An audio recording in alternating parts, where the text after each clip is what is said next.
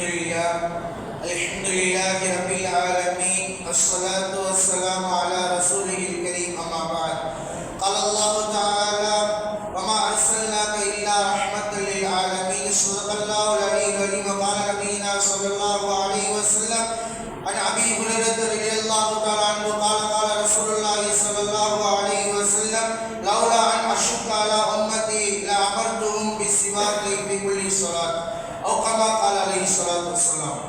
அன்பில் குறித்தானவர்களே, அல்லாஹ்வின் நல்லடியார்களே, நபிகள் நாயகம் ஸல்லல்லாஹு அலைஹி வஸல்லம் அவர்களுடைய தொலைநோக்கு பார்வை, நபிகள் நாயகம் ஸல்லல்லாஹு அலைஹி வஸல்லம் அவர்களுடைய வாழ்க்கை முழுவதும் தொலைநோக்கு பார்வையாக தான் இருந்தது. எந்த செயல்களை செய்தாலும் நாயகம் ஸல்லல்லாஹு அலைஹி வஸல்லம் செயல்களிலும் சரி சொல்லிலும் சரி தொலைநோக்கு பார்வையை சிந்தனையில் வைத்து தொலைநோக்கு பார்வையில் தான் நாயகம் ஸல்லல்லாஹு அலைஹி வஸல்லம் பேசினார்கள், நாயகம் ஸல்லல்லாஹு அலைஹி வஸல்லம் சிந்தித்தார்கள், சொன்னார்கள். இவ்வாறு இருக்க நபிகள் நாயகம் ஸல்லல்லாஹு அலைஹி வஸல்லம் அவர்களின் உலகம் போற்றப்படுகின்றது என்றால் நபிகள் நாயகம் ஸல்லல்லாஹு அலைஹி வஸல்லம் வாழ்ந்த காலம் 63 ஆண்டு. அதுவும் குறிப்பாக சொல்ல போனால் நுபுவத்திற்கு பிறகு 23 ஆண்டுகள் தான் நாயகம் ஸல்லல்லாஹு அலைஹி வஸல்லம் வாழ்ந்தார்கள். இப்படி வாழ்ந்திருக்க இவ்வுலகம் முழுவதும் பேசப்படுகின்றது என்றால் என்னவென்று தெரியுமா? எல்லா தலைவர்களும் மக்களை கட்டுப்படுத்தினார்கள், கண்டிப்பையும் கடுமையும் காட்டி. ஆனால் நாயகம் ஸல்லல்லாஹு அலைஹி வஸல்லம் அவர்களுமோ அன்பையும் தொலைநோக்கு பார்வையுடைய சிந்தனையை காட்டி மக்கள் அனைவரையும் கட்டுப்படுத்தினார்கள் என்பதாக வரலாறில் பதிவு செய்யப்பட்டிருக்கின்றது. நாயகம் ஸல்லல்லாஹு அலைஹி வஸல்லம் அவர்களுடைய ஒவ்வொரு செயல்களும் ஒவ்வொரு சொல்களும் தொலைநோக்கு பார்வையாக தான் இருந்தது. நபிகள் நாயகம் ஸல்லல்லாஹு அலைஹி வஸல்லம் அவர்களிடத்தில் ஒருவர் வந்து, அப்பொழுதுதான் புதிதாக இஸ்லாத்தை வந்தவர், அவர் அல்லாஹ்வின் தூதரே, நான் அதிகமாக பாவம் செய்து கொண்டிருக்கின்றேன், 4 பாவங்கள் அதிகமாக செய்து கொண்டிருக்கின்றேன், என்னால் 4 பாவத்தை ஒரே நேரத்தில் விட முடியவில்லை, நான் பாவத்தை விட வேண்டும், எனக்கு எந்த பாவத்தை முதலில் விட வேண்டும் என்பதாக எனக்கு அறிவித்துக் கொடுங்கள் என்பதாக அல்லாஹ்வின் தூதர் ஸல்லல்லாஹு அலைஹி வஸல்லம் அவரிடத்தில் அந்த மனிதர் கேட்ட பொழுது நாயகம் ஸல்லல்லாஹு அலைஹி வஸல்லம் அவர்கள் 4 பாவத்தை விசாரித்தார்கள். அந்த 4 பாவம் பொய், திருட்டு, சூதாட்டம், மது ஆகிய இந்த 4 பாவங்கள் இருந்தது. இந்த நாயகம் ஸல்லல்லாஹு அலைஹி வஸல்லம் அவர்கள் தொலைநோக்கு பார்வையை சிந்தித்து கல்வி நாயகம் ஸல்லல்லாஹு அலைஹி வஸல்லம் அவர்கள் முதலில் அந்த மனிதரை பொய்யை விட சொன்னார்கள். அந்த மனிதர் அந்த பொய்யை இன்றிலிருந்து நான் விட்டு விடுகின்றேன் என்பதாக நாயகம் ஸல்லல்லாஹு அலைஹி வஸல்லம் அவரிடத்தில் உறுதிமொழி அளித்து அந்த மனிதர் சென்று விட்டார். மறுநாள் அவர் அந்த மனிதர் திருடுவதற்காக செல்கின்றார். அந்த மனிதர் திருடுவதற்காக செல்லும் பொழுது அவருடைய உள்ளம் கூறியது, அல்லாஹ்வின் தூதர் நாளைக்கு நம்மளை பார்த்து திருடினாயா என்று கேட்டால் நாம் பொய் சொல்ல மாட்டோம் என்று உறுதியளித்து விட்டோமோ, உண்மையை சொன்னால் இஸ்லாத்தின் ரீதியில் தண்டனை வழங்கப்படும் என்பதாக அந்த மனிதர் திருந்தி விட்டார், திருட்டை விட்டு திருந்தி விட்டார் என்பதாக பதிவு செய்யப்படுகின்றது. அது மட்டுமல்ல, 3வது நாட்களாக சூதாட்டம் ஆடுவதற்காக அந்த மனிதர் செல்கின்றார். அந்த மனிதர் சூதாட்டம் ஆடுவதற்கு செல்லும் பொழுது அவருடைய உள்ளம் கூறியது, நாயகம் ஸல்லல்லாஹு அலைஹி வஸல்லம் அவர்கள் நாயகம் ஸல்லல்லாஹு அலைஹி வஸல்லம் கேட்டால் நாம் என்ன சொல்வது? பொய் சொல்ல மாட்டோம் என்று சொல்லிவிட்டு வந்திருக்கின்றோமா?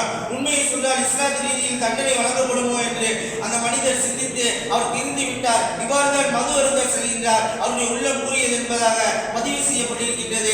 இவருடைய பாவங்கள் திருந்துவதற்கு காரணம் நாயகம் ஸல்லல்லாஹு அலைஹி வஸல்லம் அவர்கள் தொலைநோக்கு பார்வையை சிந்தித்து இவர் அதிகமாக பாவம் செய்வதற்கு 4 பாவங்களின் முதல் காரணம் பொய்யாக இருக்கின்றது என்று நாயகம் ஸல்லல்லாஹு அலைஹி வஸல்லம் அந்த மனிதரை பொய்யை விட சொன்னார். அந்த மனிதர் பொய்யை விட்ட காரணத்தினால் இந்த 4 பாவத்தை விட்டு தவிர்த்து கொண்டார் என்பதாக ஹதீஸ் ஷரீஃபில் பதிவு செய்யப்பட்டிருக்கிறது. அது மாதிரி ஒரு சமயம் நபிகள் நாயகம் ஸல்லல்லாஹு அலைஹி வஸல்லம் அவர்கள் தோழர்களோடு அமர்ந்திருந்தார்கள். அப்பொழுது ஒரு மனிதர் வருகின்றார். அந்த மனிதர் வந்து, அல்லாஹ்வின் தூதரே, எனக்கு விபச்சாரம் செய்ய அனுமதி தாருங்கள் என்பதாக நாயகம் ஸல்லல்லாஹு அலைஹி வஸல்லம் அவரிடத்தில் கேட்ட பொழுது சஹாபாக்கள் எல்லாம் கொந்தளித்து விட்டார்கள், கோபப்பட்டு விட்டார்கள். உடனே நாயகம் ஸல்லல்லாஹு அலைஹி வஸல்லம் அவர்கள், நீங்கள் அமைதியாக இருங்கள், அவரை என்னின் பக்கம் அந்த மனிதரை அனுப்புங்கள் என்பதாக அந்த மனிதரிடம் கூறிய பொழுது அந்த மனிதர் நாயகம் ஸல்லல்லாஹு அலைஹி வஸல்லம் அவர்களை முன்னோக்கிய பொழுது நாயகம் ஸல்லல்லாஹு அலைஹி வஸல்லம் அவரிடத்தில் கேட்டார்கள், எனக்கு விபச்சாரம் செய்வதற்கு அனுமதி தாருங்கள், எனக்கு பழகிவிட்டது என்பதாக அந்த மனிதர் அந்த ஸல்லல்லாஹு அலைஹி வஸல்லம் அவர்களிடத்தில் கேட்ட பொழுது நாயகம் ஸல்லல்லாஹு அலைஹி வஸல்லம் அவர்கள் தொலைநோக்கு பார்வையை சிந்தித்து அந்த மனிதரிடம் என்ன கூறினார்கள் தெரியுமா? அன்று ஸல்லல்லாஹு அலைஹி வஸல்லம் அவர்களுமோ அல்லது சஹாபாக்களோ கோபப்பட்டு அந்த மனிதரை அடித்தோ அல்லது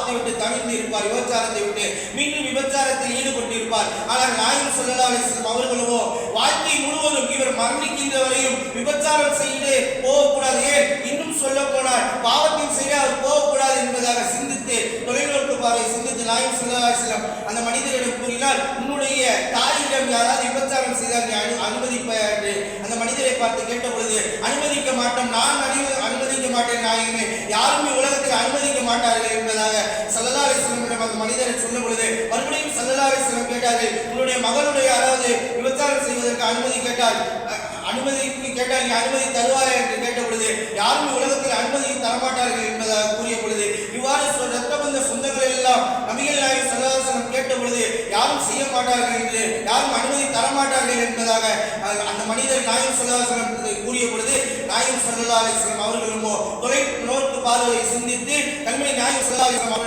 அவர்கள் அந்த மனிதரிடத்தில் கூறினார்கள், நீ விபச்சாரம் செய்ய செல்கின்றார் அல்லவா, அது வேற யாருடைய தாயாவோ வேற யாருடைய சகோதரியாக இருக்கலாம்ல, அதனால் விபச்சாரம் செய்ய வேண்டாம் என்பதாக நாயகம் ஸல்லல்லாஹு அலைஹி வஸல்லம் சொன்னார்கள். தொலைநோக்கு பார்வையை சிந்தித்து இன்று வரை அந்த மனிதர் பாவத்தில் ஈடுபடவில்லை என்று, அவர் மரணிக்கும் வரை பாவத்தில் ஈடுபடவே இல்லை, விபச்சாரத்தில் ஈடுபடவே இல்லை என்பதாக கண்மணி நாயகம் ஸல்லல்லாஹு அலைஹி வஸல்லம் அவர்கள் அறிவிக்கிறார்கள். கண்மணி நாயகம் ஸல்லல்லாஹு அலைஹி வஸல்லம் இந்த இவ்வாறு தொலைநோக்கு பார்வை சிந்தித்ததால் இவ்வாறு பதிவு செய்யப்படுகின்றது. அவ்வாறுதான் நாயகம் ஸல்லல்லாஹு அலைஹி வஸல்லம் பொருளாதார ரீதியில் இவ்வாறுதான் செய்தார்கள்.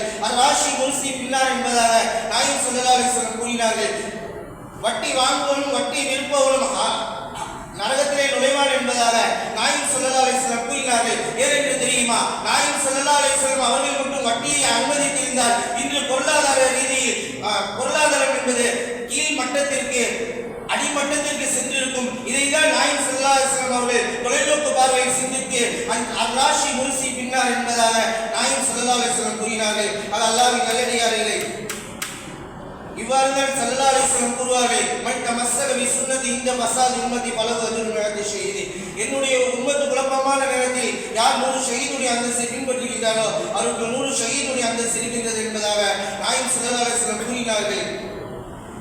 அல்லாஹ்வின் நல்லடியார்களே, இதையும் நாயகம் ஸல்லல்லாஹு அலைஹி வஸல்லம் அவர்கள் தொலைநோக்கு பார்வையை சிந்தித்து தான் கூறினார்கள்.